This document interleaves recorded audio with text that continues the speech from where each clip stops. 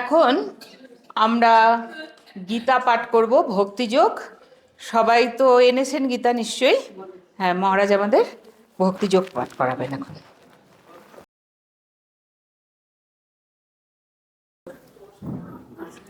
ॐ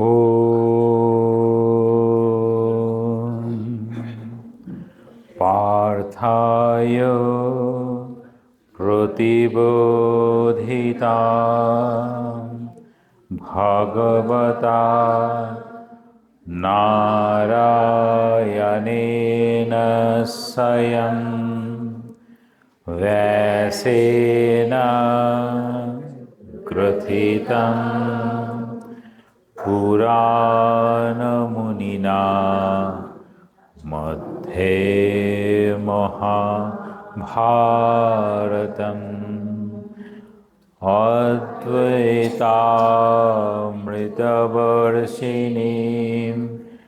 भगवती अष्टादशाध्यायिनीम् अम्ब त्वाम् अनुसन्धामि भगवद्गीते भवद्देशिनीं वसुदेवसुतं देवं कंसचाणूरमर्दनं देवकी परमानन्दं जगद्गुरुम् अथो द्वादशोऽध्यायः अर्जुन उवाच एवं सततयुक्ताये भक्तास्त्वां पर्युपासते ये चाप्यक्षरमव्यक्तम् तेषां के योगवित्तमाः। श्रीभगवानुवाच मय्यावेश्य मनो ये मां नित्ययुक्ता उपासते श्रद्धया परयोपेता ते मे युक्ततमा मताः। ये तच्छरमनिर्देशम्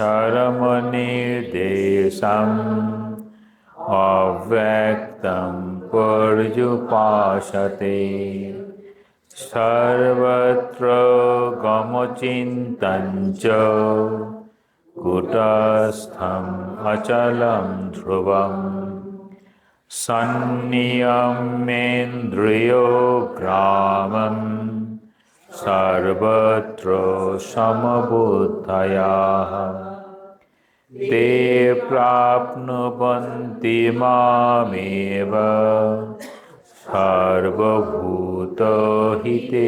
रताः। क्लेशोऽधिकस्तरस्तेषाम् अव्यक्तासक्तचेतसाम् अव्यक्ता हि गतिर्दुःखम् देहवद्भिरवाप्यते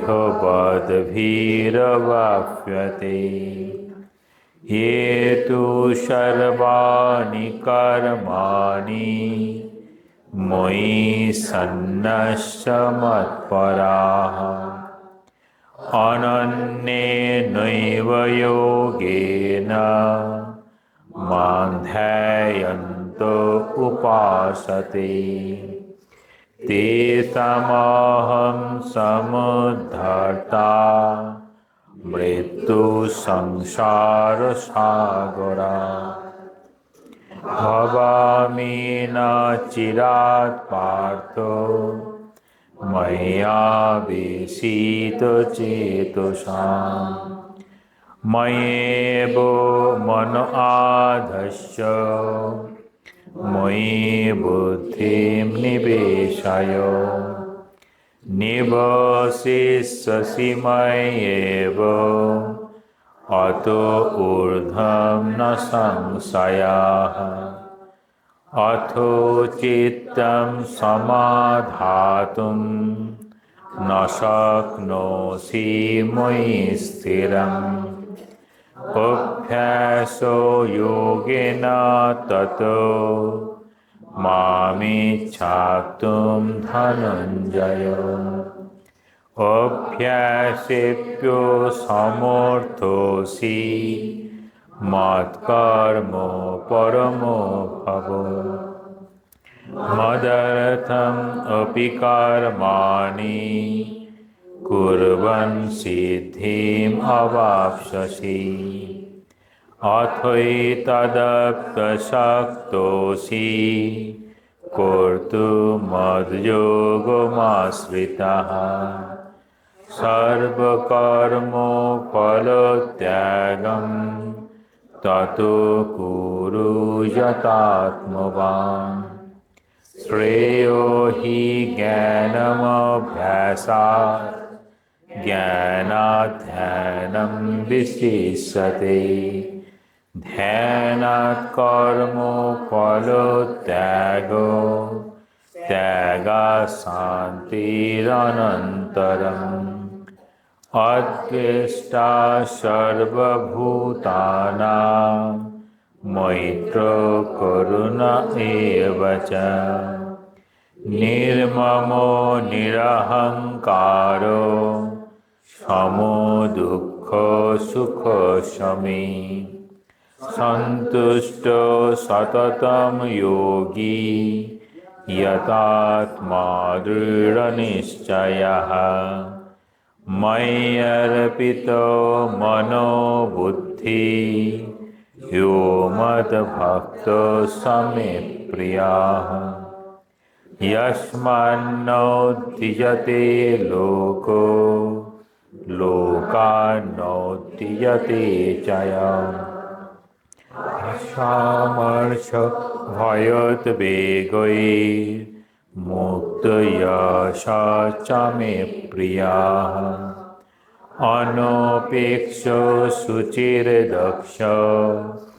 उदासीनो गतव्यथः सर्वारम्भ परित्यागी यो मद्भक्तो स मे प्रियः यो न हृष्यति न द्वेष्टि न शोचति न काङ्क्षति शुभाशुभपरित्यागी भक्तिमान् यः मे प्रियः समशत्रौ च मित्रे च तथा मानापमानयोः शीतोष्णौ सुखदुःखेषु समसङ्गो विवर्जितः निन्दास्तुतिर्मौनी सन्तुष्टो येन केनचित् अनिकेतस्थिरमति भक्तिमान् मे प्रियो नरः ये तु धर्मामृतमिदं यथोक्तं पर्युपासते श्रद्धधाना मत्परमा भक्तास्तेतीव मे प्रियाः ॐ तत्सदिति श्रीमद्भगवद्गीतासु उपनिषत्सु ब्रह्मविद्यायां योगशास्त्रे श्रीकृष्णार्जुनसंवादे भक्तियोगो नाम द्वादशोऽध्यायः। ॐ शान्ति शान्ति शान्तिः। हरिः ॐ तत्सत्।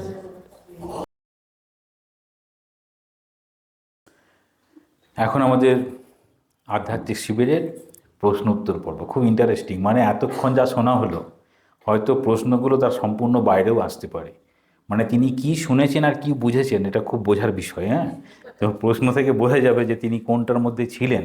এত কিছু শুনছেন কিন্তু কার মধ্যে আটকে গেছেন, যেটা থেকে তিনি প্রশ্ন জোগাড় করেছেন আর কি। আচ্ছা, এখানে 2 নম্বর প্রশ্ন পরিবর্তনে সত্য পালন কলির তপস্যা। কিন্তু বাস্তবে কর্মক্ষেত্রে সত্য পালন করতে অনেক অসুবিধা বা ভয়ঙ্কর পরিস্থিতির সম্মুখীন হতে হয়। অপ্রিয় সত্য নয়, এটা মা এই যে অপ্রিয় সত্য বলবে না, মায়ের এই কথাটাকে অনেকে ঠিক ঠিক ব্যাখ্যা করে না। ঘটনা সাপেক্ষে দেখতে হবে। সেখানে পায়ের একজন খঞ্জ, পাটা বাঁকা ছিল, মা সেখানে বলছেন যেন সত্যটা অপ্রিয় নয়। অপ্রিয় করে বলার দরকার নেই, তোমার পাখায় খোড়া না বলে বলতে হবে তোমার কেন পাটা বাঁকা কেন। হ্যাঁ, ওটা মানে মৃদুতা দিয়ে প্রকাশ করতে হবে। তখন আদর্শ বাঁচাতে কী কৌশল অবলম্বন করলে ভালো? প্রথম বিষয় হচ্ছে তপস্যা, অর্থাৎ যেটি আমাকে তাপ দেয়, কষ্ট দেয়, তাই হচ্ছে তপস্যা। সত্য পালন করতে গিয়ে আমার যে কষ্ট হচ্ছে, সত্য যদি ঈশ্বরের স্বরূপ হয়, আমি যে ঈশ্বরকে পেতে চাই, তাহলে সত্যপথ, সেই স্বরূপটাই হচ্ছে সত্য। স্বামীজিকে বলছেন না ঠাকুর, তিনি কীরকম না, তিনি সত্য স্বরূপ। স্বামীজি নিজে বলছেন I M A children of truth, মানে আমি সত্যের তনয়। কত বড় কঠিন কথা, মানে তিনি সত্য অবলম্বন ছাড়া কিচ্ছু করেননি। একটা চিঠিতে লিখছেন, আমি জানি মধুরভাষী হলে জাগতিক সমস্ত কাজ খুব সুবিধাই হয়, কিন্তু সত্য হচ্ছে জারক পদার্থের মতো, যেখানে এটি পড়ে সেখানে এটি এর পথ করে নেয়। নরম মাটিতে খুব সহজে, শক্ত গ্রানাইটে একটু কঠিনভাবে, মানে সময় লাগে, কিন্তু পথ সে করে নেবেই। তাহলে সত্য অবলম্বন ছাড়া তপস্যা সম্ভব নয়। এই সত্যটা কার উপর নির্ভর করবে? তাহলে এই সত্যকে নির্ভর করেই আমরা আগাচ্ছি। সত্য, ছোটোবেলার সত্য আমি এমনভাবে বলি, 4 রকমের সত্তা আছে। তুচ্ছ সত্তা, প্রাতিভাসিক সত্তা, ব্যবহারিক সত্তা, পারমার্থিক সত্তা। এখানে সত্য আর ঋতম দুটি কথা বলা হয়। ঋতম সেটাও সত্য, একটা পারমার্থিক সত্য যেটি অপরিবর্তনীয়। জগৎ মিথ্যা কোন দিক থেকে না, সেটি পরিবর্তনশীল বলে মিথ্যা। আজকে যেটা দেখছি কালকে সেটি থাকবে না। আজকে হয়তো দেখছি ছোট বীজ, 1 বছর পরে দেখছি সেটা গাছ। তাহলে গাছটা হচ্ছে তখন সৎ, বীজটা হয়ে যাবে অসৎ। তাহলে সত্যের পরিবর্তন জগতের দিক থেকে ঘটে, কিন্তু সত্য এই যে ঘটনার পরিবর্তন হচ্ছে, সেটি মানে পরিবর্তন সম্ভব নয়। ঠাকুর সব দিতে পারলেন, বলছে আমি সব দিতে পারি, মাকে দিয়েও দিলেন, সত্য দিতে পারলাম না। সত্য দিলে আমি কার উপর দাঁড়িয়ে থাকব? বিষয়টা হচ্ছে সত্য অবলম্বন করে আমি ভগবানকে পাবো, না সত্য অবলম্বন করে তার ডেভিয়েট করে আমি জাগতিকভাবে পরিস্থিতিকে ম্যানেজ করব। তাহলে জাগতিক পরিস্থিতি ম্যানেজ করা একরকম, ম্যানেজ মানে কি, একটু মানিয়ে নাও। আমি কোনটার সঙ্গে মানাবো? আমি নীতির সঙ্গে মানাবো, না প্রিন্সিপালের সঙ্গে মানাবো, না পার্সন ব্যক্তির সঙ্গে মানাবো? যদি ব্যক্তির সঙ্গে মানাই একরকম। ধরুন একজন টিচার, তিনি দুষ্টুমি করলেই ক্লাসের বাইরে বের করে দেন সমস্ত ছাত্রকে। তিনি নিজের ছেলের বেলায় করতে পারছেন না। কেন করতে পারছেন না? করা তো উচিত। তাহলে নীতিকে রাখবেন না ব্যক্তিকে রাখবেন? তাহলে যখনই দেখাচ্ছে নীতি বিসর্জন, এটা খুব সুন্দর, দুটি ভাব নিয়ে আমরা চলি, দয়া এবং ক্ষমা। সময়ে সময়ে নীতিগুলো খুব তুলে ধরি যেখানে প্রয়োজন, আর যেখানে আমাদের খুব বেশি ভালোবাসা থাকে সেখানে ওই নীতিটাকে রাখি না। উদাহরণ কীরকম দিচ্ছেন দেখুন। সাধন পথে অধিক ভোজন অন্তরায়। ঠাকুর চাইছেন সন্ধ্যার সময় সবাই কম খাবে। মা সেখানে স্নেহ পরবশ হয়ে বলছেন, ওই দিকটা আমি দেখে নেব, তোমাকে দেখতে হবে না। তাহলে মা কি জানেন না সাধন পথে এই বেশি করে অধিক ভোজন যে অন্তরায়, সেটি কি মা জানেন না? মা অবশ্যই জানেন। তাহলে এখানে কি বিষয়টা বোঝাচ্ছেন, যে কোনটা কার অধিকারে। এখন আপনি বলছেন, যদি আমরা এরকম বলি যে অশ্বত্থামা ইতি গজ, এই রকম বলে অশ্বত্থামার মৃত্যু হয়েছে, তাহলে কি অশ্বত্থামার পিতার মৃত্যুর কারণ হইতে পারে, কারণ তিনি তখন যুদ্ধাস্ত্র ত্যাগ করবেন। তাহলে এটি বলে উপায় করছেন। কখন করছেন? বলছেন গদার সঙ্গে গদার যুদ্ধ হয়, তীরঞ্জাদের সঙ্গে তীরঞ্জাদের, তাই তো? সেই জন্য যখন এই কৌরব নীতিটাকে ভঙ্গ করল, যুদ্ধের নীতি যখন ভঙ্গ করল, একজন যোদ্ধার সঙ্গে একাধিক যোদ্ধা যুদ্ধ করতে পারবে না, নিরস্ত্র অবস্থায় কাউকে হত্যা করা যাবে না, এই যুদ্ধের নীতিটা যখন ব্রেক করা হলো, ভেঙে দেওয়া হলো, তখন শ্রীকৃষ্ণ বলছেন যিনি নীতি পালন করেন তার কাছে নীতির মান আছে, যিনি নীতি পালন করেন না তার কাছে নীতির কোনো মূল্য নেই। আমাদের ভুল হচ্ছে, আমি সাধারণ মানুষ, সাধারণ গৃহী, আমি ওই সাধুর মতো হতে যাব না, যেখানে বলছেন কীরকম সাধুর কীরকম অবস্থা, তার প্রবৃত্তি হচ্ছে সাধুতা। গতদিনে বলছিলাম বিষেটা জল দিয়ে নদীর জলে ভেসে যাচ্ছিল, বারবার তুলছে আর দংশন খাচ্ছে। এই যে অহিংসা তিনি দেখাচ্ছেন, এটি কি? এটি কর্মযোগে স্বামীজি বলছেন, এই ভাব যদি গৃহীরা নেয় তাহলে সমাজের অধঃপতন হবে। তার সন্তানদের কে রক্ষা করবে? সে যদি বলে না আমি অহিংসা দেখাবো, তাহলে ক্ষেত্রটা দেখতে হবে। আর যেখানে ভগবান লাভ আমার উদ্দেশ্য হবে, সেটি যদি সত্যকে অবলম্বন করে না হয়, তাহলে তো ভগবানের দিকে যেতে পারবো না। তাহলে এই ম্যানেজ করছি কোনটার সাপেক্ষে?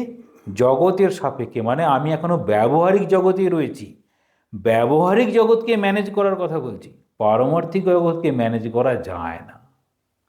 তাহলে আমি এখনো এই যদি মনে করি কর্মক্ষেত্রে সত্য পালন করতে পারছি না, অর্থাৎ আমি এখনো সাধন পথে প্রবেশ করিনি। ঠাকুর বলছেন ভগবানের কাছে যদি কেঁদে কেঁদে আমি প্রার্থনা করি, তাহলে তিনি আমার সমস্ত সুযোগ করে দেবেন। দেখুন সমস্ত সুযোগ করে দিচ্ছেন কিনা। মা আমাদের জন্য কি প্রার্থনা করেছেন? তার নামে যারা ঘর ছেড়ে বেরোবে তাদের মোটা ভাত কাপড়ের অসুবিধা হবে না। ঠিক আছে, এখন আমার যদি মনে হয় না মোটা ভাত কাপড় আমার পোষাবে না, তার মানে আমি মায়ের কথাটাকে গুরুত্ব দিলাম না, সেটা তো আমার প্রবলেম, সেটা তো মায়ের প্রবলেম নয়। তাহলে ঠাকুরের এটা প্রবলেম নয়। তোমার কর্মক্ষেত্রে কী করছো তুমি? তুমি সাধন পথে যাচ্ছ না, তুমি ব্যবহারিক জগতেই রয়েছো। তাহলে এই ব্যবহারিক জগতে রয়েছে। দ্বিতীয় হচ্ছে স্মৃতিশক্তি। রত্না রায়চৌধুরী একটু বলুন তো কী লিখেছেন? কোনো কিছুতে মন স্থির করা যায় না, স্থির থাকে না, কি করা উচিত? হ্যাঁ, কি বলুন তো, কি লিখেছেন? সব কিছু আপনি ভুলে যান? ব্যাস বসুন। সব কিছু তিনি ভুলে যান মানে তার থেকে আর বড় কী আছে? আমি ঠাকুর বলছেন না, স্বামীজি বলছেন সব কিছু ভুলে যেতাম, তাহলে খুব ভালো হতো। সব কিছু ভুলে গেলে একজনই থাকবে, তো ভগবান থাকবে। সবাইকে ভুলে যান, ভগবান নামে সবাইকে ভুলে যান।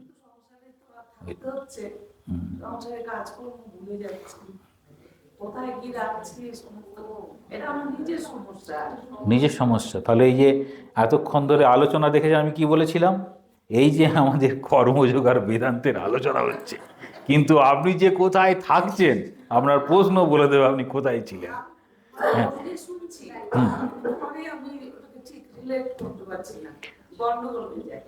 হ্যাঁ, গোলমাল তো হবেই, গোলমালটা তো স্বাভাবিক, গোলমালটা অত্যন্ত স্বাভাবিক, গোলমালটাই হয়, সোজা হয় না। সবসময় সর্বক্ষেত্রে গোলমাল হবে। এই গোল আর মাল, ঠাকুর বলছে না গোলমাল থাকবে, মালটি নিতে হবে, গোলটাকে ছেড়ে দিতে হবে। গোলমাল না যদি থাকে কী করে হবে? সব রকম থাকবে। আমরা যে ভুলে যাই, ভুলে যাওয়ার অনেকগুলো কারণ আছে। একে বলা হয় সাধারণভাবে অ্যাটেনশন ড্রপ। এখানে বলা হয় আমি ধরুন পেনটা রাখলাম, প্রথম প্রথম বলে বলে রাখবেন, পেনটা আমি টেবিলের উপরে রাখলাম, নিজে নিজে বলবেন রাখবেন। তারপরে আমি দেখবেন টেবিলের উপর পেনটা রেখেছেন, মনে থাকবে। আপনি আগামীকাল থেকে শুরু করবেন, মন্দিরে ঢুকবেন, নিজের যেখানে ঠাকুর রেখেছেন, ঠাকুর তোমার এখন মন্দিরটা আমি মুছছি বলে বলে মুছবেন, নইলে 2-3 বার মুছতে হবে কিন্তু।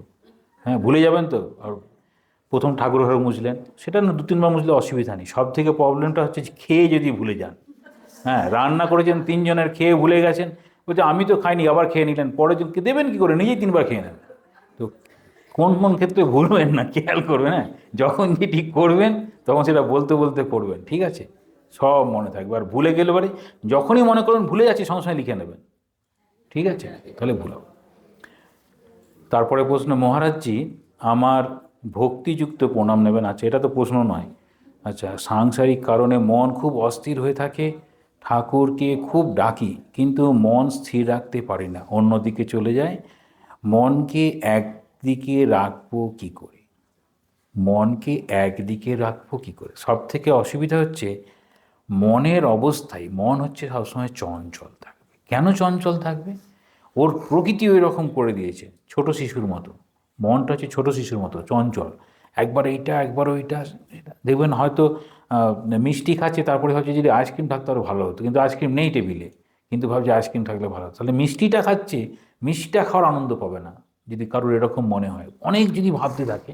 হ্যাঁ, তারপর হচ্ছে ছাত্রদের অনেক সময় হয়, হয়তো দেখে নিয়েছে আজকে জিওগ্রাফি, কালকে হিস্ট্রির এক্সাম আছে, ওর মনটা খুব ফাস্ট, আজকে হিস্ট্রির পরীক্ষা, আজকে তো জিওগ্রাফির প্রশ্ন আসার কথা ছিল কিন্তু হিস্ট্রির এক্সাম চলছে, বুঝতে পেরেছেন? তাহলে মনটা যদি ঠিক না থাকে সে দৌড়াবে। কীরকম বলা হয়, আমরা যখন শুয়ে থাকি তখন আমাদের মন বলে না তুমি শুয়ে নেই, তুমি বসে আছো।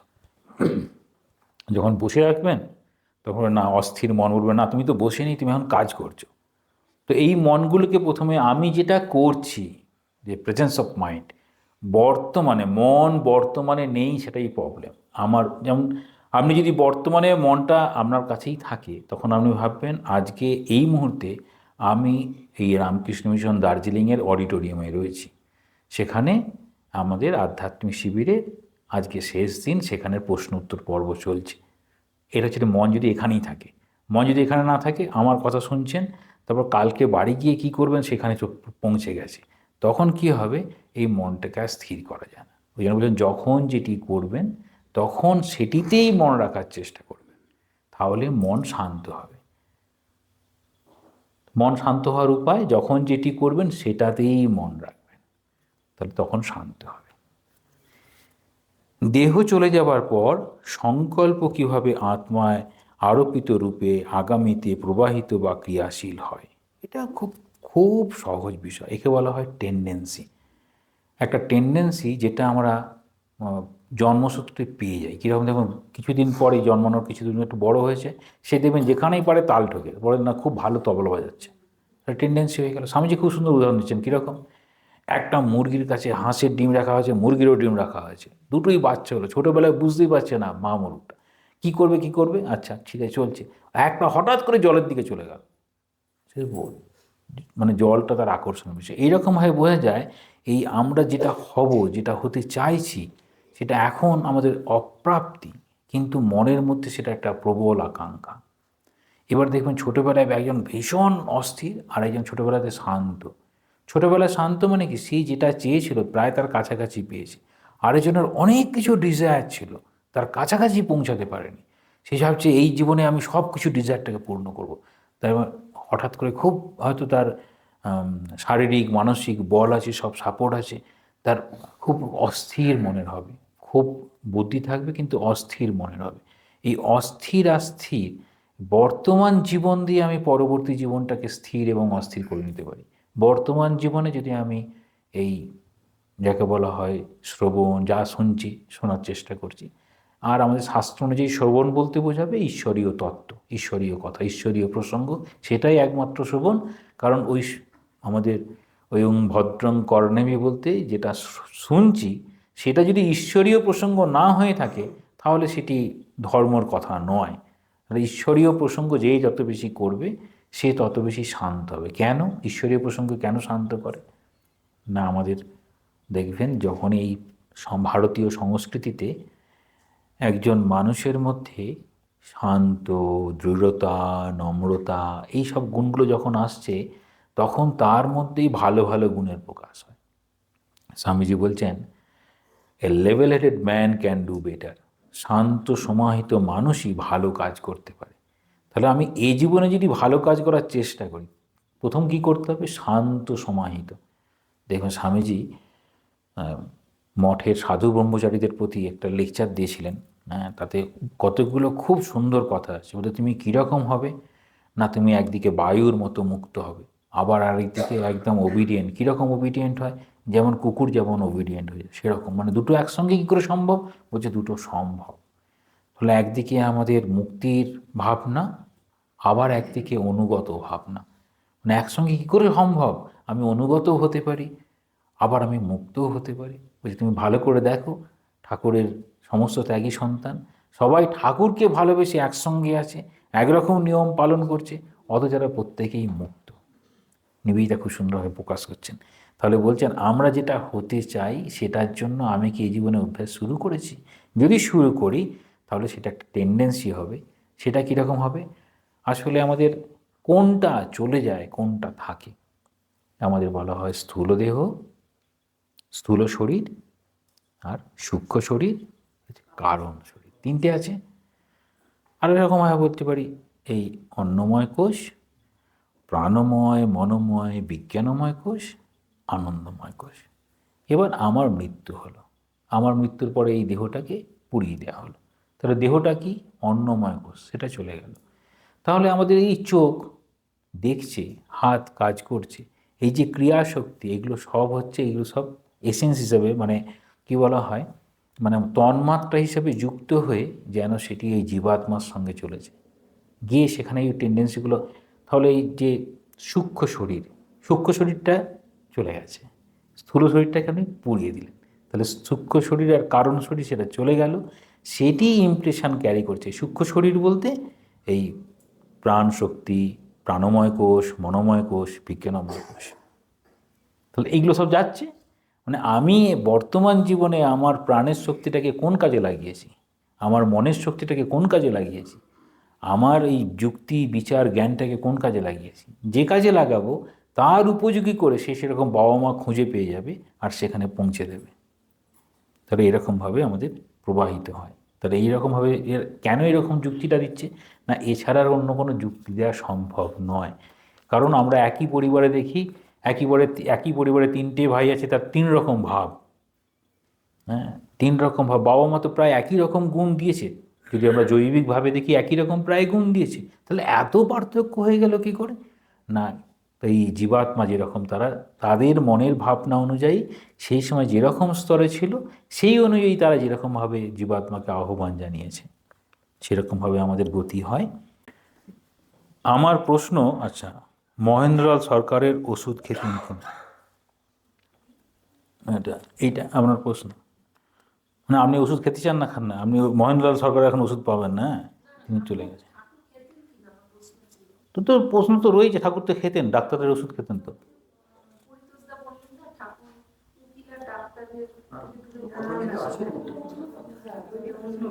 আচ্ছা,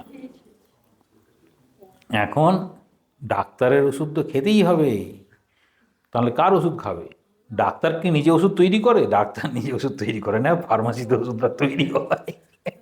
ডাক্তার ওষুধের নামটা লিখে দেয়। এখন বলছেন বিষয়টা হচ্ছে ডাক্তারের ওষুধ খাবে।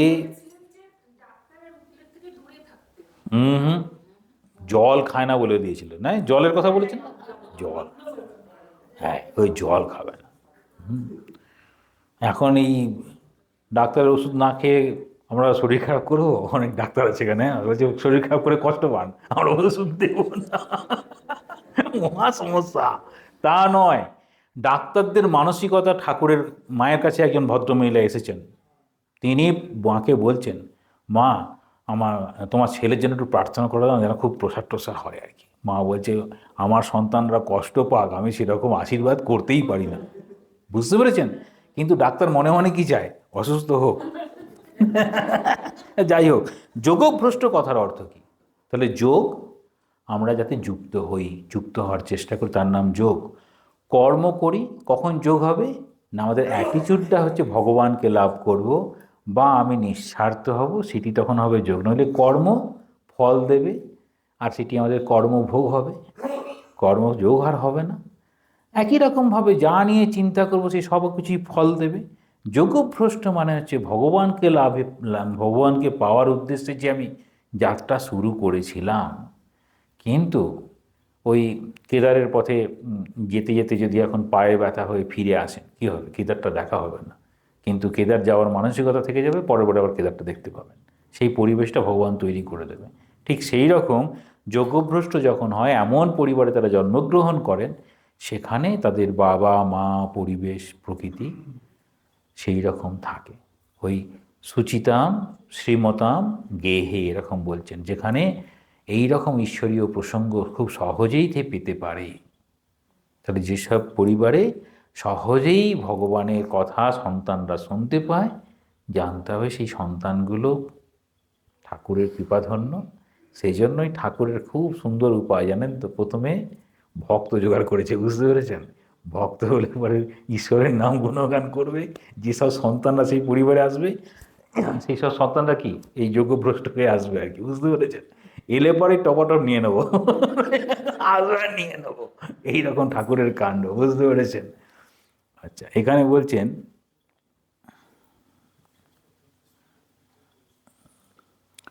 আচ্ছা, এখানে আমাদের এই সিম্বলগুলোর নাম হচ্ছে বজ্র চিহ্ন। হ্যাঁ, নিবেদিতা বজ্র চিহ্ন খুব পছন্দ করতেন।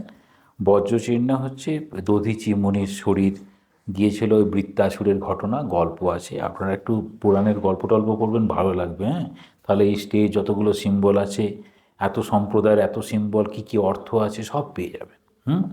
ধ্যান ও জপের পার্থক্য: ধ্যান যখন মনটা একাগ্র হয়ে যায়, তখন মনটা স্থির হয়ে যাবে। ধ্যান কীভাবে হয়? খুব সহজ একটা গ্রাফের মাধ্যমে বোঝানো হয়। একসঙ্গে অনেকগুলো ভাব আসে, মানে অনেকগুলো রকম তরঙ্গ তৈরি হলো। যখন সেই তরঙ্গটা একটা তরঙ্গ এলো, শুধু ঠাকুরের নাম করছি, ঠাকুরের নাম করছি মানে ঠাকুর বলতে আমার কাছে তার স্বরূপটা যেরকম, ঠাকুরকে আমি শুধু কেবলমাত্র অবতার ভাবতে পারি, তিনি আমার গুরু ইষ্ট সেরকমও ভাবতে পারি। আর ঠাকুর যদি আমি মনে করি যে আমার কাছে তিনি খণ্ডন ভববন্ধন, তিনি আমার এই ভববন্ধনটাকে খণ্ডন করতে পারেন, সেরকম একজন, তাহলে আমার ভাবনা অনুযায়ী ওই নামের সঙ্গে যুক্ত যে মানে চিত্র এবং চরিত্র যেটি আসছে, সেটি যখন স্থির হবে, কারণ ঠাকুরের নাম করি আর এদিকে কলিং বেল বাজছে, ভাবলে পরে কলিং বেলের দিকে যাবেন। ঠাকুরের নাম করছেন না, একটা মেসেজ এসেছে দেখি, তাহলে ওই ঠাকুর মেসেজ স্বরূপ হয়ে যাবে, গোলমাল কেস। তাহলে ওই ঠাকুরের ভাব যেটি নিয়ে আসছে, তাতে যখন মনটা একাগ্র হচ্ছে, তার নাম হচ্ছে ধ্যান। আর জপের সময় কেবলমাত্র নাম আর রূপ, নাম আর রূপ, আর কিন্তু চিত্র আর চরিত্র সমার্থক, এই বোধে যখন আসবে, তখন ধ্যান হবে। অনেকেই বলে আমরা ধ্যান করছি, আমরা এখানেও মানে জপ ধ্যান বললাম, কিন্তু জপ হয়, ধ্যান করা কঠিন। ধ্যান করতে গেলে মনের ওই একাগ্রতা খুব দরকার হয়, আর জাগতিক চাওয়া পাওয়া যত বেশি হবে, ধ্যান থেকে তত দূরে, খেয়াল রাখতে হবে। ভারতবর্ষের আবিষ্কার সর্বজনীন বেদান্ত ধর্ম, ভারতবর্ষের মহান আধ্যাত্মিক সংস্কৃতি ও সুপরীক্ষিত জ্ঞানালোক সত্ত্বেও আমাদের বর্তমান হীন অবস্থা কেন? ভুলে থাকি বলে। স্বামীজি বলছেন আমাদের সব থেকে মানে এটাকে বলা হয় মানে সব থেকে নিম্নতর অবস্থা, নিম্নতর ভাব। ভারতবর্ষের বেশিরভাগ মানুষ ভারতবর্ষের সংস্কৃতিকে তাচ্ছিল্যের চোখে দেখে, সেটি হচ্ছে সব থেকে দুঃখের কারণ। আর যখনই তার প্রতি শ্রদ্ধা ভালোবাসা হারিয়ে যায়, তখন সেটিকে গ্রহণ করবে কি করে? মানে আমাকে দেয়া হয়েছে, আমাদের কাছে রত্নপেটিক এরকম, বেশিরভাগ বাড়িতেই তো ছোটোবেলায় দেখবেন কি থাকে, গীতাকে একটা লাল কাপড় দিয়ে মোড়া, আর চণ্ডীকে একটা লাল কাপড় দিয়ে মোড়া, সকালে উঠে ওই তার উপরে ফুল দিয়ে দিল, হ্যাঁ, হয়ে গেল কাজ শেষ। আর শ্রাদ্ধের সময় একটা ছোট্ট একটা গীতা, কী লেখা আছে ভগবান জানে, গীতা আর একটা চামড় থাকে, চামড়টা কীরকম যেন ছোট্ট একটু কাঠি, তার মাথায় কয়েকটা লোম বা একটা তুলো বাঁধা আছে। তাহলে কীরকম রিচুয়াল হয়েছে? না, রিচুয়াল হয়েছে মৃত্যুর পরে বুকের উপরে একটা গীতা রাখতে হবে, যেন গীতা তিনি বুঝে গেছেন আর কি, গীতাকে বহন করে নিয়ে চলেছেন। তা তো নয়, ওই গীতার তত্ত্ব অনুযায়ী কি আমি গীতা গ্রহণ করতে পেরেছি? রিচুয়ালে কি হলো, যেন তিনি গীতাকে সঙ্গে নিয়ে চলেছেন, বুকে রেখে দিল গীতা। এই যে গীতাকে হাত দিয়ে শপথ করছি, হ্যাঁ আমি সত্য বলবো, কিন্তু গীতায় কি আছে জানি না। তাহলে বলছেন ভারতবর্ষের এই তত্ত্বগুলো থেকে আমরা দূরে চলে গেছি। প্রধান অন্তরায়কে, প্রধান অন্তরায় হচ্ছে সুবিধাভোগী, যারা সুবিধা পেতে চায় এই জ্ঞানটা দিয়ে, সেই জ্ঞান দিয়ে যারা যারা সুবিধা নিতে পেরেছে, আপনারা আমি নাম বলবো না, নিজেরাই বুঝতে পারছেন। এর আগের দিন বলেছি ঠাকুর কি বলেছেন। স্বামীজি বলছেন ঠাকুরকে যে যার নিজের মতে পূজা করবে, আর আমরা হচ্ছে পুরোহিত ব্রাহ্মণ সাধুদেরকে দিয়ে পূজা করাই, নিজেরা পূজা করি না। হ্যাঁ, তাই তো, বাড়িতে পূজা করবো না, কোনোদিন সাধুদের পূজা করবো, আমি পূজা করবো না, না আমি, যে তার পূজা করবে সেই মহান হয়ে যাবে। স্বামীজি চিঠিটা পড়বেন, যে যে তার পূজা করে সেই মহান হয়ে যাবে। বলছে মূর্খ মহাপণ্ডিতের গুরু হয়ে যাবে। বিশাল চিঠি থেকে দারুণভাবে বলছেন। তার পূজা আমরা কীরকমভাবে করি বুঝতে পেরেছেন? কীভাবে করি আপনারা নিজেরা যে যারা প্র্যাকটিস করেন ভালো করে মন দিয়ে দেখুন। আচ্ছা, শেষ প্রশ্ন, হ্যাঁ শেষ প্রশ্ন হচ্ছে আমাদের লিডারের প্রশ্ন। আচ্ছা, বলছেন মানে উদারতা ও ঐকান্তিক নিষ্ঠার প্রভেদ। তাহলে একটা হচ্ছে উদারতা, আর হচ্ছে উদারতা আর ঐকান্তিক নিষ্ঠা। ভারতীয় সংস্কৃতি অনুযায়ী প্রাচীনকালে, মানে যখন মা আছেন, এটা নিবেদিতা জীবন দিয়ে বললে ভালো, নিবেদিতা আছেন, স্কুল করেছেন, সেই সময়কার মেয়েরা যারা প্রথম দিকে ছিল, তারা সরস্বতী পূজা হতো, সেই সরস্বতী পূজাতে গোটা গোটা ফল দিতেন। কারণ কাটা ফল হলে তারা খাবে না, কারণ ম্লেচ্ছ হাত দিয়ে দিয়েছে, এরকম একটা ধারণা যেমন জগতের ছিল সেই রকম। সেই ধারণাটা কীরকম পরিবর্তন হচ্ছে, অদ্ভুতভাবে পরিবর্তন হচ্ছে যখন নিবেদিতা ওই ছাত্রীগুলোকে আমার মেয়ে বলে জড়িয়ে ধরছে। তারা আর কোনো পার্থক্য করতে পারল না। তারপর সে ম্লেচ্ছ কি আমাদের আমাদের হয়ে গেল। তারপর এই যে প্রথমটায় নিবেদিতা কীরকম দেখছেন, নিবেদিতা বলছেন ওরা যেটা পালন করে চলেছে সেটি হচ্ছে ওদের নিষ্ঠা। নিবেদিতাও গোটা গোটা ফল দিয়েছেন প্রথমবার সরস্বতী পূজার সময়, দ্বিতীয়বার সরস্বতী পূজার সময় সকলে মিলে একসঙ্গে বসে খাচ্ছেন। তাহলে প্রথমে গোটা ফল একটা ঝুড়ির মতো করে দিয়েছেন, আর খাওয়ার পরে সব ঝুড়িতে ফেলবে এরকম। আর প্রথম দিকে যখন এলেন তখন নিবেদিতার বাসন টাসন মাজার জন্য কেউ নেই, কেন না ওনার এঁটো কে ধোবে, এরকম ছিল আমাদের আমাদের কিছু, মানে আজ থেকে খুব বেশি দিন আগে নয়, মানে বাড়িতে যিনি যে মানে যিনি যে কী বলবো, ব্রাহ্মণ ক্ষত্রিয় বৈশ্য শূদ্র এইসব বর্ণের মধ্যে যিনি যে বর্ণ আছেন, মানে উচ্চতম বর্ণ নিম্নতম বর্ণের কেউ গেলে পারে তার বাসনটাই ওটা ফেলে দাও, ওটা ধোয়ার দরকার নেই, ওটা ঘরেই রাখবো না। এই যে ছিল, তার কিসের জন্য ছিল? এটা সত্যিই কি তার আধ্যাত্মিক উন্নতিতে কাজে লাগতো? তাহলে কি ছিল এটা? এটা সত্যিই কি প্রয়োজন ছিল? কেন ছিল? না, না, খুব ভালো করে দেখবেন। আমরা কাউকে বাঁচাতে চাইলে কি করি? আমি একজনকে বাঁচাবো, রেস্কিউ করব, তিনি দুর্বল, তিনি শক্তিশালী ছিলেন, এখন দুর্বল হয়ে গেছে, তাকে সোজা একটা ছোট্ট গুহার মধ্যে জায়গায় রেখে গেলাম, তুমি এখন এখানে থাকো, তুমি সেফ থাকবে, তুমি বাইরে গেলেই তোমার মৃত্যুবরণ, কারণ তুমি দুর্বল হয়ে গেছো।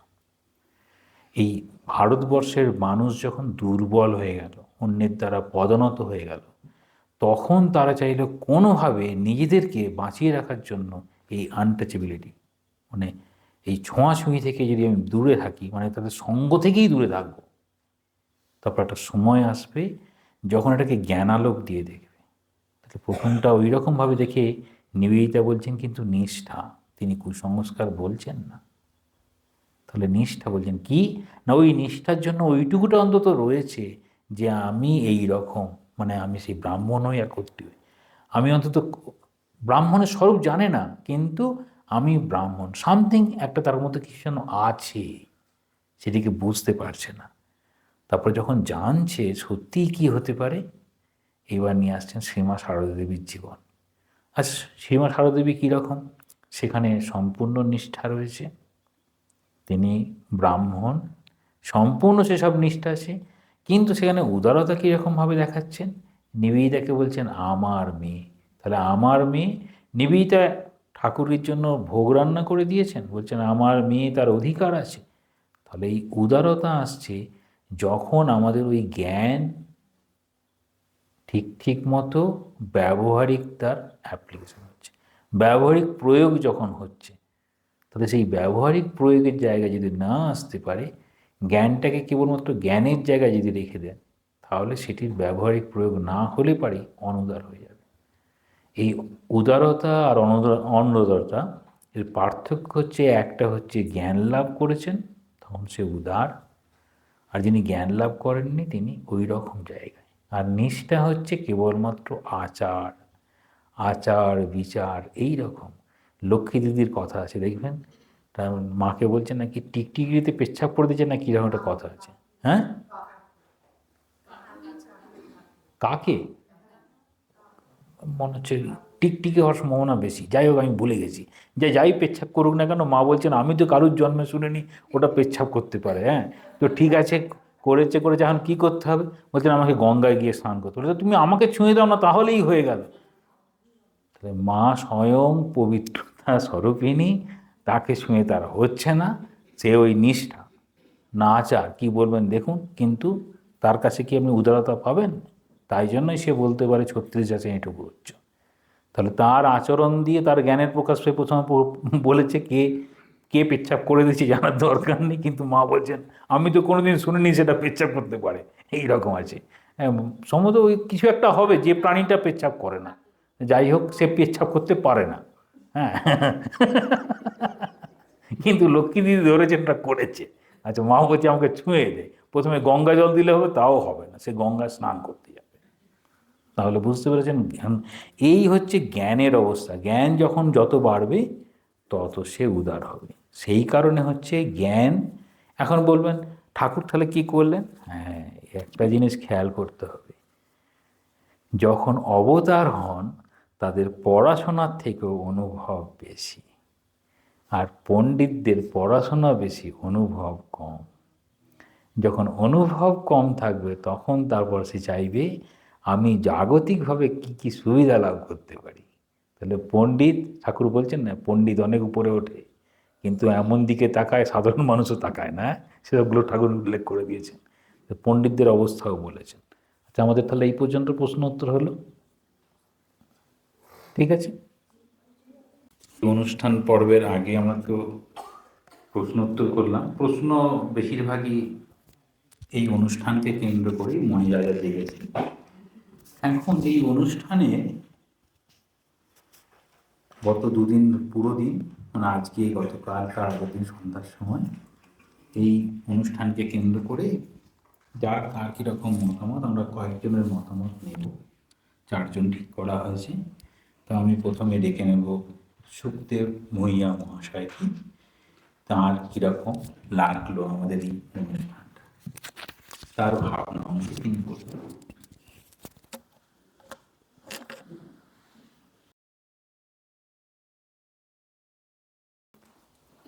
ওম নমো শ্রী জ্যোতিরাজায় বিবেকানন্দ সুরয়ে সচ্চিত সচ্চিত রূপস্বরূপায় স্বামিনে তাপহারিণে ওম স্থাপকায় চ ধর্মস্য সর্বধর্মস্বরূপিণে অবতার বরিষ্ঠায় রামকৃষ্ণায় তে নমো নমঃ। আমি প্রথমে ঠাকুর, মা, স্বামীজি এবং ভগিনী নিবেদিতার চরণে প্রণাম জানাই ভগবান বুদ্ধকে, এবং প্রণাম জানাই আমাদের সংঘাধ্যক্ষ মহারাজ শ্রীমৎ স্বামী বিমলাত্মানন্দজি মহারাজ, এবং যিনি গত দুদিন উপস্থিত ছিলেন এখানে। আর প্রণাম জানাই মঞ্চে আছেন শ্রীমৎ মহাত্মানন্দ মহারাজকে। আমাকে বলা হয়েছে যে এর জন্য আপনার কী এক্সপিরিয়েন্স বা কী মন্তব্য। আমি প্রথমে বলবো, আমি আগে দু চারটে রিট্রিট জয়েন করেছি। তো সেখানে যেভাবে হয়েছিল, এটাতে একটা আমি দেখলাম টোটালি নিউ অ্যাপ্রোচ আছে। কেন না, আগেরগুলোতে নর্মালি দেখা গেছে 2-3 জন সাধু আসতো, বা কোথাও কোথাও একজন সাধু তারাই বক্তব্য রাখতেন। আর এমনি গানও 2-1 জন বা একটা গ্রুপ হয়তো করতেন। তো সেখানে সবাই শুনতো, থাকতেন, সব এনজয় করতেন, কিন্তু প্রত্যেক ভক্তদের কোনো পার্টিসিপেশন ছিল না। এখানে যেটা দেখছি যে প্রত্যেকটি প্রায় প্রায় প্রত্যেক ভক্তই কিছু না কিছুতে পার্টিসিপেট করেছেন। কেউ গান করেছেন, কেউ কোনো বক্তৃতা দিয়েছেন কোনো বিষয়ের উপরে, বেদ উপনিষদ বা এই সমস্ত উপরে। তো এটা একটা বিরাট দিক। আর এর আরেকটা বড় হচ্ছে স্বামীজির যে অনুধ্যান, এটা আমি অন্য কোথাও পাইনি। এখানে কিন্তু দেখছি এটা প্রধানত যেটা হয়েছে স্বামীজির অনুধ্যান, এটা বিশেষ খুবই ভালো লাগলো আমার। এটা এইভাবে আমি অন্য কোথাও পাই না। আর একটা যেটা হচ্ছে মহারাজ যেটা করছেন, যে কেউ কিছু বললেন, হয়তো তার সেখানে কিছুটা ইনকমপ্লিট থেকে গেল, তো উনি সেটাকে সঙ্গে সঙ্গে কারেকশন করে দিচ্ছেন বা সাপ্লিমেন্ট করে দিচ্ছেন। সেটাতে কি হলো, এই তার বক্তব্যটা পুরোটা সুস্পষ্ট হয়ে গেল।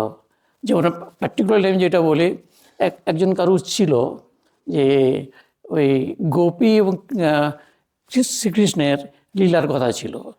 সেখানে অ্যাকচুয়ালি গোপীদের যে ছিল, তারা তো ছিলেন, তারা কৃষ্ণ অন্তঃপ্রাণ, তারা কৃষ্ণ ছাড়া আর কিছু জানে না। তারা সংসারী হলেও তারা কিন্তু কৃষ্ণ ছাড়া আর কিছু জানে না। সেখানে তাদের অন্তরে শুধু ভগবান। সেই জন্য এটাকে আমরা নানা রকমভাবে ব্যাখ্যা করি, এটা কিন্তু ঠিক না। এটা যে এক স্বর্গীয় প্রেম যেটা বলে, এটা নর্মালি সাধারণ লোকের মধ্যে হয় না। তো এই সমস্ত এইগুলো যে বলে দিয়েছেন, এটা খুবই ভালো। এই অ্যাপ্রোচটা, এনার যে অ্যাপ্রোচ যেটা দেখছি, এটা খুবই ভালো। তারপর এখানে যেটা সাবজেক্ট যেটা সিলেকশন করা হয়েছে, যেমন বেদ উপনিষদ গীতা সব কিছু হয়েছে। গীতা পাঠও হলো, বেদ থেকে বেদ মন্ত্র হলো, উচ্চারণ হলো, তারপর গান হলো, বিভিন্ন উপনিষদ থেকেও কিছু বলা পাঠ হলো, নানা রকম যে এগুলো হয়েছে, এটা একটা ইউনিক আমি বলবো। সেই জন্য আমি এটাকে খুবই ভালো লেগেছে আমার। আর একটা হচ্ছে এমনি ওভারঅল যেটা হয়েছে যে ব্যবস্থাপনা, এটাও সত্যিকারে সুন্দর হয়েছে। আমরা কেউ কোনো অসুবিধা ফিল করিনি এটা। আর আমাদের মহারাজরা যে 2-3 জন আছেন পেছনে আন্ডার ব্যাকগ্রাউন্ডে, যারা এখানে আসেননি, তারা কিন্তু সারাদিন কাজ করে যাচ্ছেন আমাদের জন্য। তারা মহারাজ হয়েও আমাদের জন্য আমাদের সেবা করছেন বলতে পারেন আর কি। তো এটা সত্যিকারের খুবই ভালো। আর এখানে এসে আমি খুবই আনন্দ পেয়েছি, এবং এরকম কোনো রিট্রিট হলে আমি অবশ্যই এখানে আসব। এবং আমি এইটুকু আমি বলবো, এটা আমি একটু এক্সপেক্ট করেছিলাম নিবেদিতার ব্যাপারে কিছু থাকবে, সেটা হয়নি। তো এটা একবার কোনো সময় হলেও ভালো হয়। তো নমস্কার। আমাদের রিট্রিটে একটা করে থিম থাকে। এবারের থিম ছিল কর্মযোগ আর কর্মজীবনে বেদান্ত। আমাদের নিবেদিতার উপরে থিম ছিল এর আগেরটা থিম। এখানে সবটাই নিবেদিতার উপরে হয়েছিল। আমরা থিম অনুযায়ী করি, থিমে মিসম্যাচ করি, চেষ্টা করি। থ্যাংক ইউ, সরি আমি জানতাম না। খুব ভালো। ওম শান্তি শান্তি শান্তি হরি ওম তৎসৎ। শ্রীরামকৃষ্ণ অর্পণমস্তু।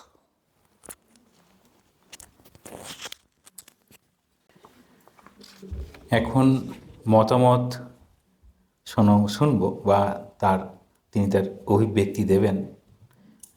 নন্দিনী ঘোষ এর আগেরটাতে আসার চেষ্টা করেছিলেন, বিভিন্ন কারণে পারেননি। এবারেও আসবেন এরকম করতে করতে শেষ পর্যন্ত পৌঁছাতে পেরেছেন। দিদিকে একটু ডেকে নেব। হ্যাঁ, দিদি আসবেন। ঠাকুরমা স্বামীজির চরণে আবর্ণিত প্রণাম।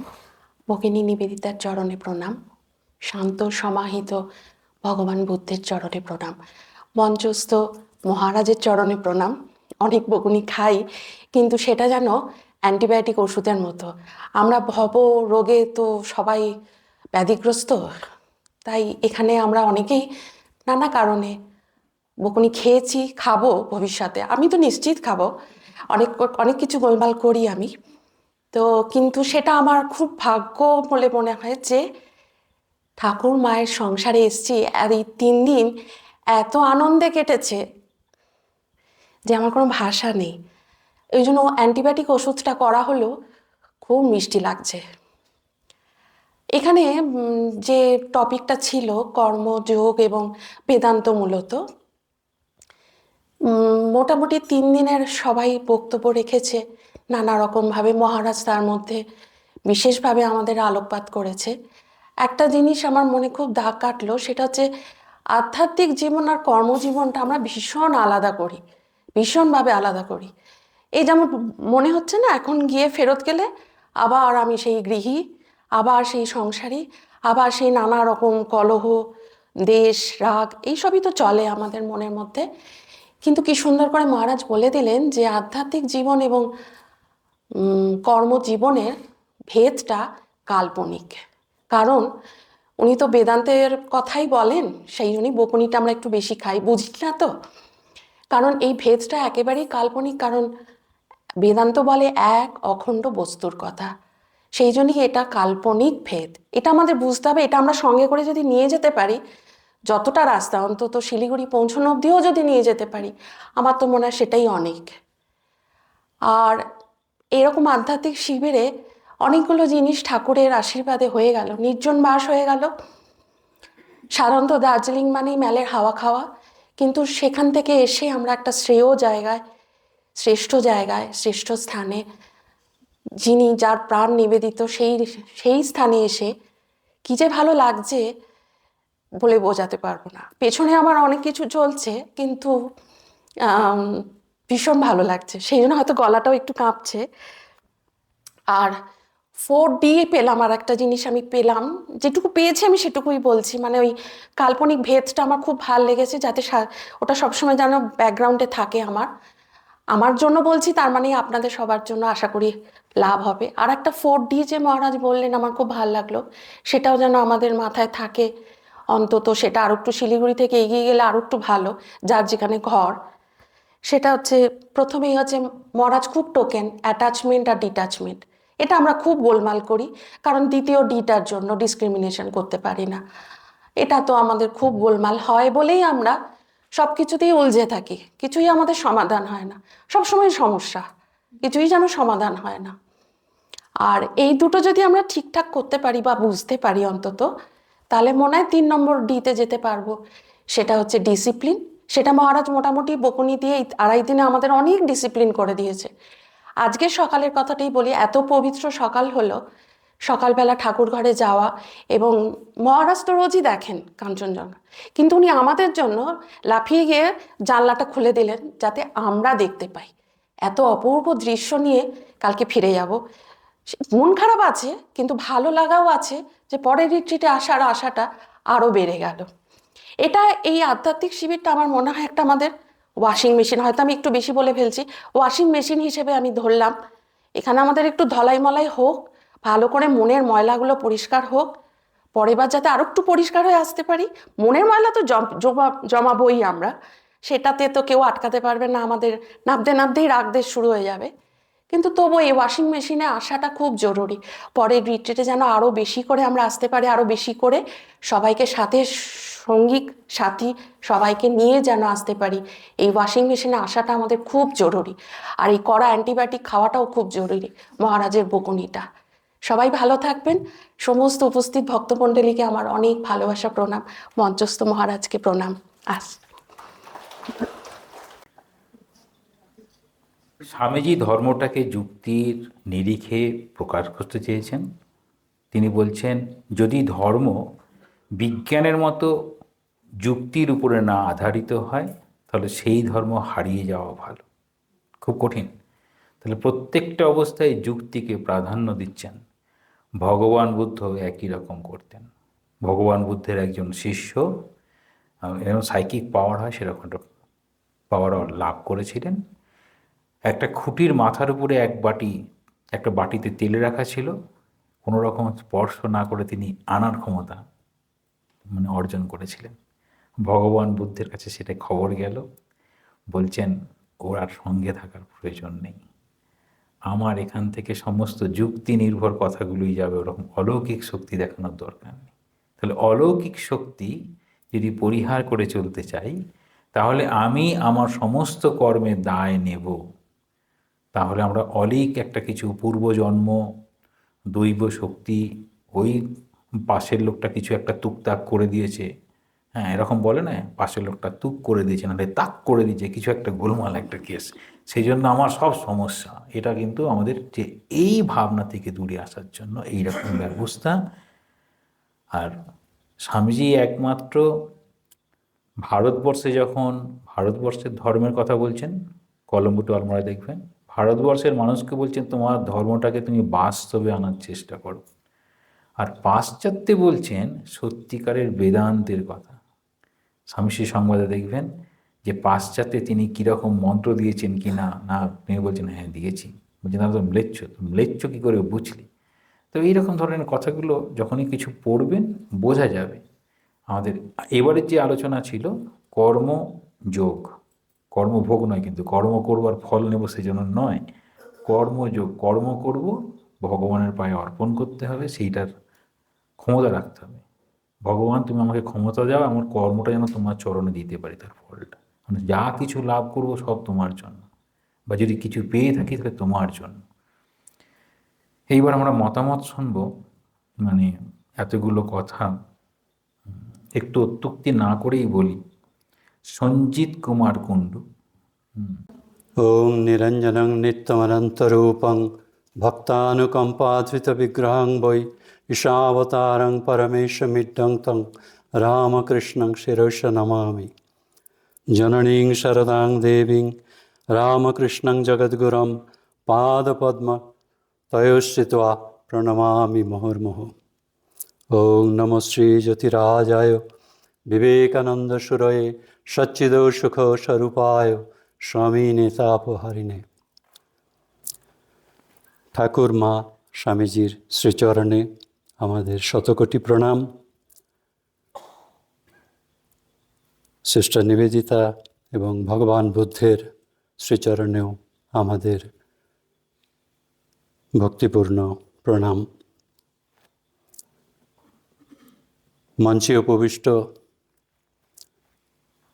রামকৃষ্ণ মিশন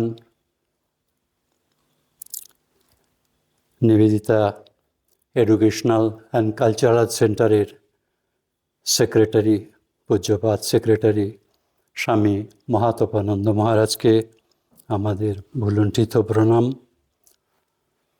এবং উপস্থিত বিদগ্ধ ভক্তমণ্ডলী, তাদের সকলকে আমাদের শুভেচ্ছা, ভালোবাসা এবং নমস্কার জ্ঞাপন করি।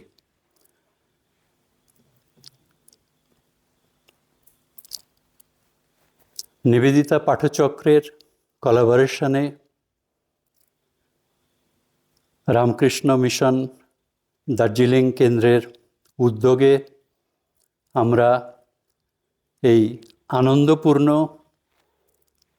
স্পিরিচুয়াল রিট্রিট, যা আমরা 3 দিন ধরে সকল ভক্তবৃন্দ মিলে উপভোগ করলাম, তার জন্য আমরা প্রথমে নিবেদিতা পাঠচক্রের প্রতি কৃতজ্ঞতা জানাই।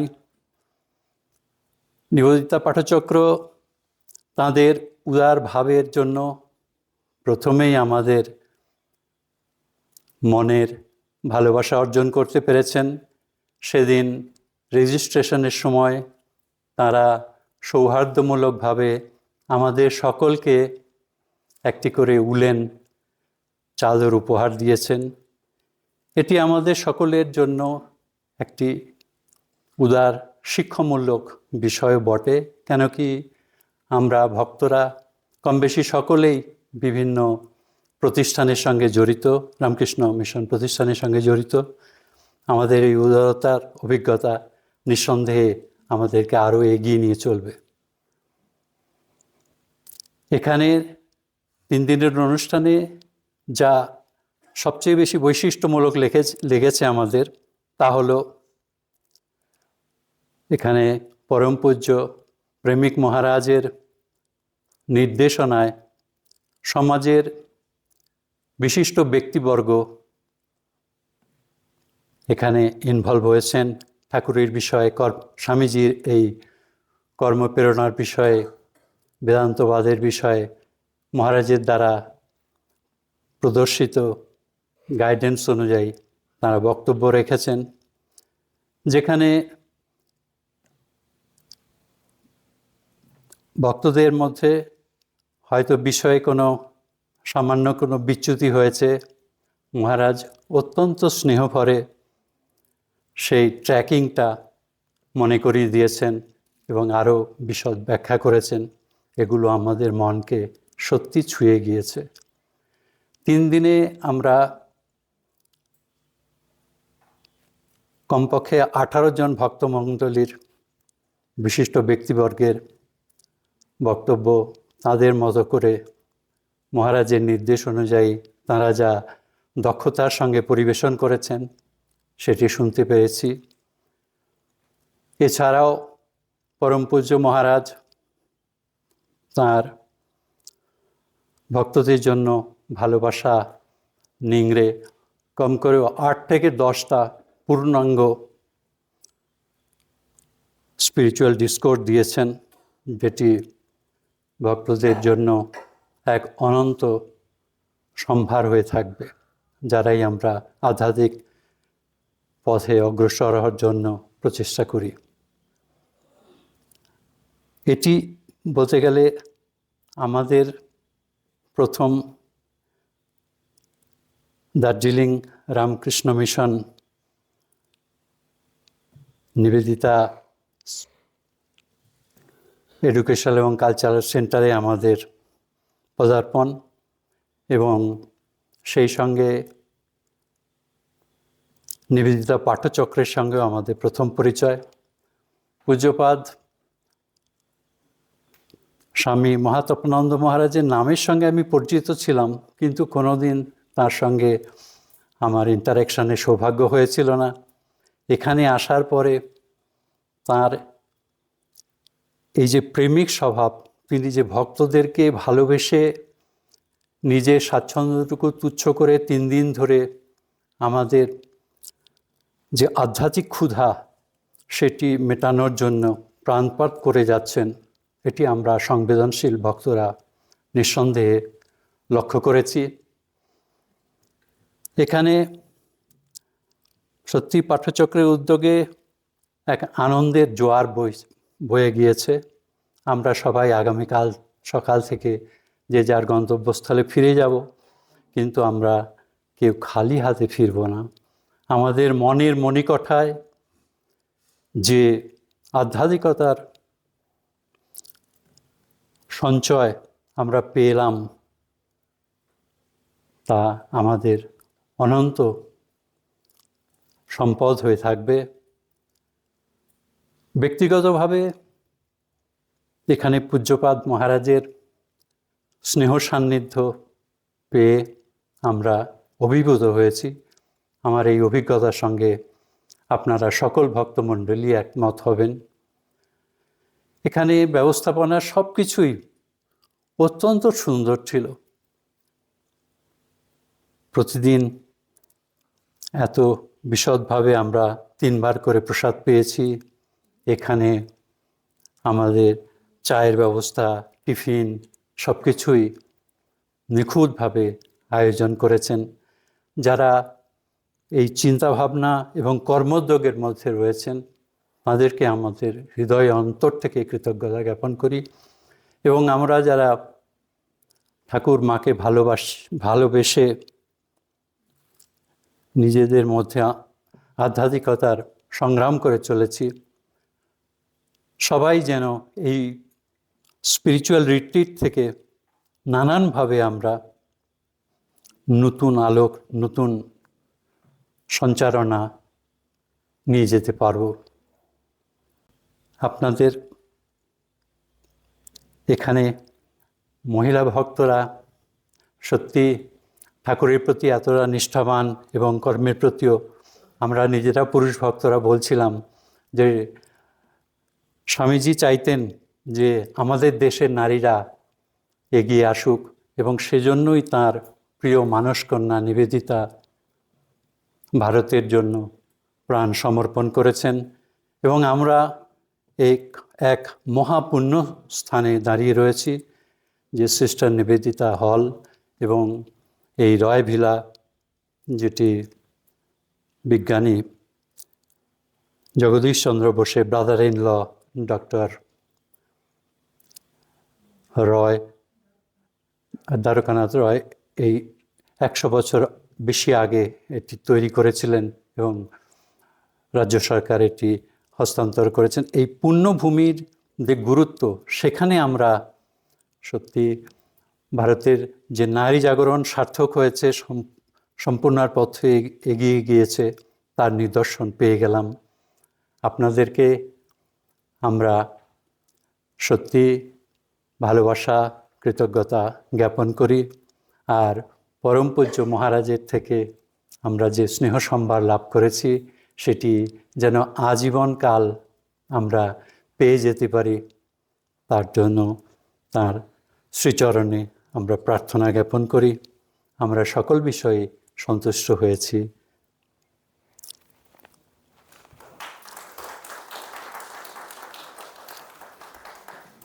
ওম বিশ্বাচার্যং জগদ্বন্দং বিবেকানন্দরূপিণীম বীরেশ্বরাজ সমুৎপন্নং সপ্তর্ষিমণ্ডলাগতম জ্ঞানভক্তিপ্রদাতারং পদ্মাক্ষ গৌরবিগ্রহং ধ্যায়দিব্যং জ্যোতির্পুঞ্জং লোককল্যাণকারিণীম। প্রণাম সকলকে। এখন আমরা পরবর্তী মতামত শুনব শাশ্বতী মল্লিক মহাশয়ের কাছ থেকে। यस्य विरजेन कृतिनः वयं च भुवनानि च रामकृष्णं सदा वन्दे सर्वं स्वतन्त्रमीश्वरम्। नमस्ते भुवनैशानि नमस्ते प्रणवात्मके सर्ववेदान्तसंसिद्धे नमः श्रीशारदामूर्तये। विश्वाचार्यं जगद्वन्द्यं विवेकानन्दरूपिणं वीरेश्वरात् समुत्पन्नं सप्तर्षिमण्डलागतां ज्ञानभक्तिप्रदातारं पद्माक्षगौरविग्रहं ध्यायेद् देवं ज्योतिपुञ्जं लोककल्याणकारिणीम्। সিস্টার নিবেদিতা এবং বুদ্ধদেবকে আমার প্রণাম, মহারাজকে আমার প্রণাম। আমরা যারা এখানে উপস্থিত আছি, শাস্ত্র অনুরাগী হয়ে এখানে উপস্থিত, তাদের সকলকে আমার প্রীতি, শুভেচ্ছা, ভালোবাসা, প্রণাম। আমরা এই 3 দিন এখানে উপস্থিত আছি, অনেক রকম আমরা অনুষ্ঠানে অংশগ্রহণ করি। আমাদের অধ্যাত্ম পিপাসা টেনে এনেছে হিমালয়ের কোলে ভগ্নী নিবেদিতার স্মৃতিধন্য রায়ভিলায়। এখানে স্বামী বিবেকানন্দের 1000 আইল্যান্ড পার্ক আর হরি মহারাজের শান্তিকুটিরের কথা মনে পড়ছে। এখানে আসতে পেরে খুবই ভালো লাগছে। মানুষ তো যে সে নয়, সে শুধু স্থূল আর সূক্ষ্ম দেহের পরিচর্যায় খুশি হতে পারে না। আমাদের অজান্তেই একটি চাহিদা আমাদের বোধ হয়, আমরা বুঝতে পারি না। সব কিছু থাকা সত্ত্বেও একটা অভাব বোধ, একটা ভালো না লাগা থাকে। এটাই আধ্যাত্মিক ক্ষুধা। আর এরকম আধ্যাত্মিক শিবিরই হলো স্পিরিচুয়াল ফিস্ট। শাস্ত্রানুরাগী মহারাজ মহাতপানন্দজি জননীর মতো সচেষ্ট হয়েছেন। তিনি অবুঝ বালকের এই ভালো না লাগার কারণ বুঝে তা নিরসনের প্রচেষ্টা করেছেন। এই 3 দিন সারাক্ষণ আমাদের পুষ্টিবর্ধনের চেষ্টা করেছেন এই শিবিরের মূল আলোচ্য বিষয় নেওয়া হয়েছে স্বামীজির কর্মযজ্ঞে। স্বামীজি, যিনি বিশ্বাচার্য, যিনি এই ঘোর অর্ণবে পতিত জগৎবাসীকে উদ্ধারের নৌকাস্বরূপ নিজেকে নিয়োজিত করেছেন, তিনি যেভাবে তাঁর জীবনের ৩৯টি বছর প্রতিটি শ্বাস লোকহিতে উৎসর্গ করেছেন। বেদের উদ্ঘোষ তুমি অমৃতের পুত্র সবার কাছে পৌঁছে দিতে চেয়েছেন। বনের বেদান্তকে ঘরে ঘরে, কৃষকের কুটিরে পর্যন্ত পৌঁছে দিয়েছেন। স্বামী বিবেকানন্দের রচনাবলিতে আমরা দেখি তিনি জাগতিক এবং পারমার্থিক উভয় বিষয়কে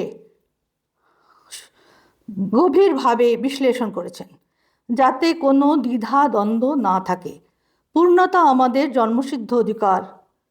Education is a manifestation of perfection already in man, and religion is the manifestation of divinity already in man. Swamiji বলেছেন, আমরা সবাই জানি। শাস্ত্রে পূর্ণতার পথ, মুক্তির পথকে ক্ষুরস্য ধারা নিশিতা দূরত্বয়া বলেছেন কবিরা, মানে ক্রান্তদর্শী জ্ঞানীরা। দুস্তরে পথ, স্বামীজি বলেছেন, হবে না কেন, প্রত্যেকের হবে। যতদিন না সকলে মুক্ত হচ্ছে, উনি বারবার আসতে প্রস্তুত। আহ্বান করেছেন, উত্তিষ্ঠত জাগ্রত প্রাপ্য বরান নিবোধত। মুক্তির পথ, ব্রহ্মজ্ঞানের পথ যতই দুস্তর হোক না কেন, একে অতিক্রম করা যায়। এ অসাধ্য নয়। যারা অতিক্রম করেছেন তারা এও বলেছেন, এ যেন হাতে আমলকি নেওয়ার মতো, হস্তামলকবৎ, বা ঘোড়ার রেকাবে পা দেওয়ার মতো ক্ষণিকের ব্যাপার। ক্ষণ বয়ে চলেছে, মা বলেন ক্ষণের গুণে অনেক কিছু হয়। চড়াই বেতি এগিয়ে যেতে হবে, থামলে চলবে না। স্বামীজির কর্মযোগ বিভিন্ন টপিক নির্বাচন করে বিশদ আলোচনা করেছেন অংশগ্রহণকারীরা এবং স্বয়ং পূজনীয় মহারাজ। 3টি যোগ, 3টি রাস্তা ব্রহ্মজ্ঞানের, কর্মযোগ, জ্ঞানযোগ, ভক্তিযোগ। সবের সঙ্গে যোগ কথাটি যথার্থভাবে রয়েছে। কর্মযোগ প্রথম ধাপ। যোগ কথাটি যেন অধ্যাত্ম পথে এগোনোর হাল। হালবিহীন নৌকা দিকভ্রষ্ট হয়। জ্ঞানবিহীন কর্মযোগ হয় না। ভক্তিও তাই। 3টের মধ্যে 3টের কিয়দংশ আছে। কে কোন পথ অবলম্বন করবে তা যেন আমাদের স্পেশাল পেপার নেওয়ার মতো। কেউ কর্মযোগকে লক্ষ্যে পৌঁছানোর পথ হিসেবে গ্রহণ করবে, এইরূপ সকল অন্যগুলো। আলোচনাগুলি আমাদের সমৃদ্ধ করেছে। এখন নীরবে নিভৃতে মনন করার পালা। অমূল্য সম্পদ কাজ ছাড়া করা যাবে না, সর্বদা সঙ্গে নিয়ে চলতে হবে। যত মনন হবে ততই রত্নাকর থেকে রত্ন উঠে আসবে। রত্নাকর তো কখনো শূন্য নয়। অবশেষে যে কথা আমরা হৃদয়ঙ্গম করি তা হলো আমরা ঠাকুরমা স্বামীজির কাছে আসতে পেরেছি, যারা মূর্ত রূপ সচ্চিত আনন্দের, যারা এ যুগের বেদ বেদান্ত, তাদের উপস্থিতির দীর্ঘ সময় অতিবাহিত হয়নি। তারা তাদের ব্যবহৃত জিনিস, ঘর বাড়ি, জীবনগাথা, উপদেশ সবই বাস্তব, কল্পনার মিশেল ঘটেনি। ঠাকুর বলেছেন, আমি 16 টাং করে গেলাম, তোরা 1 টাং কর। তাঁর পার্শ্বদের বললেন। স্বামীজি বললেন, উনি যা করে গেলেন তার উপর দাগা বুলাতে। মা সারদা বললেন, অশান্তি কি তা তো বুঝলাম না। কেউ পর নয়, জগৎ আপনার। অপরের দোষ দেখো না, দোষ দৃষ্টি হয়ে যাবে। নিজের দোষ দেখতে বলেছেন। সবচেয়ে বড় কথা বলেছেন, নির্বাসনা হলে তৎক্ষণাৎ মুক্তি হবে। আমাদের অবস্থা লেজে পাথর বাঁধা নেউলের মতো। আমাদের কামনা বাসনা আমাদের উপরে উঠতে দেয় না। মাঠে যেমন ঘোগ থাকে তা দিয়ে জল বেরিয়ে যায়, আমাদেরও তেমন ধারণা যেটুকু হয় বেরিয়ে যায়। আমাদের ঘোগ বিশ্বাসরূপী অ্যাডহেসিভ দিয়ে বন্ধ করতে হবে। আমরা অমৃতের সন্তান, ঠাকুরমা স্বামীজি সঙ্গে আছেন। সাধকরা এই বাসনার উপর এতই খাপ্পা হয়ে বলেন, চাহা চুহারন तू नीच की नीच, मैं तो ब्रह्म हूँ जो तू रहे न इस बीच। श्री राम कृष्ण अर्पणमस्तु। আমরা চারজনের মতামত শুনলাম। আমি নিজের মতামতটা বলি, তাহলে ভালো লাগবে। আমার মতামত হচ্ছে, আমি আমার মতো চেষ্টা করেছি, আপনারা প্রত্যেকেই প্রত্যেকের মতো চেষ্টা করেছেন। একটা বিষয় হয়েছে, সেটি সব থেকে বড় তপস্যা প্রত্যেকের। একরকম জোর করে ফোনে কথা বলা বন্ধ করা যাচ্ছে। এটি আমাকে খুব ভালো লেগেছে। কয়েকজন একটু ভাইফেট মরেছিল, আওয়াজ করছিল, কিন্তু ছোট ছেলে তো অত আওয়াজ যতক্ষণ না চিৎকার করছে মা সাড়া দেবে না, বুঝতে পেরেছেন? ওটি শেয়ার করতে পারছিল না। এখন আমরা এই অনুষ্ঠানের বিষয়বস্তু নিয়ে সবাই যেমন যেমনভাবে সাহায্য করে, অনুষ্ঠানের অঙ্গ হিসাবে প্রত্যেককে ধন্যবাদ দেওয়ার পালা। সেটি দিদিই করবেন, যিনি এতক্ষণ অ্যাঙ্কারিং করছিলেন। দিদিকেই বেশি ধন্যবাদ আমি দিয়ে দিই, কারণ দিদি যদি এই প্রচেষ্টা না নিতেন তাহলে করা খুব মুশকিল। আর দিদিকে সাহায্যের হাত আপনারা বাড়াতে পারেন, চেষ্টা করে। অসতো মা সদ্গময়, তমসো মা জ্যোতির্গময়, মৃত্যুর মা অমৃতঙ্গময়। শান্তি শান্তি। ঠাকুর মা স্বামীজি, ভগিনী নিবেদিতা এবং বুদ্ধদেবের চরণে আমার আভূমি লুণ্ঠিত প্রণাম। মহারাজকে প্রণাম। মহারাজের কাছ থেকে অনেক বড় কমপ্লিমেন্ট পেলাম, এই জন্য মহারাজকে আরও বেশি প্রণাম। আপনাদের সবাইকে প্রণাম। সবাই প্রশংসা চাই। তো যাই হোক, 3 দিনের এই আধ্যাত্মিক শিবিরের অন্তিম লগ্নে আমরা উপস্থিত। মনটা সবারই খারাপ লাগছে, একটু হলেও সবারই খারাপ লাগছে মনটা। তা আগামীকাল সকালে তো আমরা নির্দিষ্ট দৈনন্দিন জীবনে আবার ফিরে যাব, আর সঙ্গে করে নিয়ে যাব এই 3 দিনের অভিজ্ঞতা। বৃহদারণ্যক উপনিষদে আছে, যাজ্ঞবল্ক্য মৈত্রীকে অমৃতত্ব লাভের উপদেশ দিতে গিয়ে বলছেন, আত্মা বা অরে দ্রষ্টব্যং শ্রোতব্য মন্তব্য নিধিধ্যাসিতব্য মৈত্রেয়ী। অর্থাৎ দেখতে হবে, শুনতে হবে, মনন করতে হবে, ধ্যান করতে হবে, তবেই আত্মাকে জানতে পারবে। তো আমাদের পূজনীয় মহারাজ এই রকম আধ্যাত্মিক শিবিরগুলির মাধ্যমে অনুরূপ চেষ্টারই বীজ কিন্তু সিঞ্চন করে চলছেন, পরোক্ষ প্রত্যক্ষ সবভাবেই। আমাদের শ্রুতি বলে যে শ্রবণ মনন নিদিধ্যাসনের কথা, তবে শাস্ত্র এটাও বলছে, তস্মাৎ সর্ব প্রযত্নেন ভববন্ধ বিমুক্তয়ে শৈরেব যত্ন কর্তব্য রোগাদাবিদ পণ্ডিতই। অর্থাৎ রোগ হলে নিজেকেই যেমন ওষুধ খেতে হবে, তেমনি বুদ্ধিমান বিচারশীল ব্যক্তিদের ভববন্ধন থেকে মুক্ত হবার জন্যে সব রকম প্রচেষ্টা নিজেকেই কিন্তু যত্নের সাথে করতে হবে। অর্থাৎ সেই আত্মকৃপা। হলো না শেষ রক্ষা।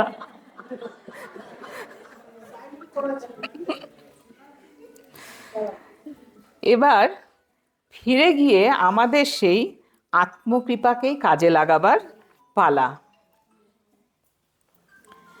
তবে এই প্রসঙ্গ ধরে বলে রাখি যে আমাদের নিবেদিতা পাঠচক্র, এটা হয়তো আর 5টি পাঠচক্র বা সংঘের থেকে একটু আলাদা। আমাদের এখানে মহারাজ চেষ্টা করেন আমাদেরকে সবাইকে একটু জ্ঞানের চর্চার দিকে নিয়ে যেতে। কারণ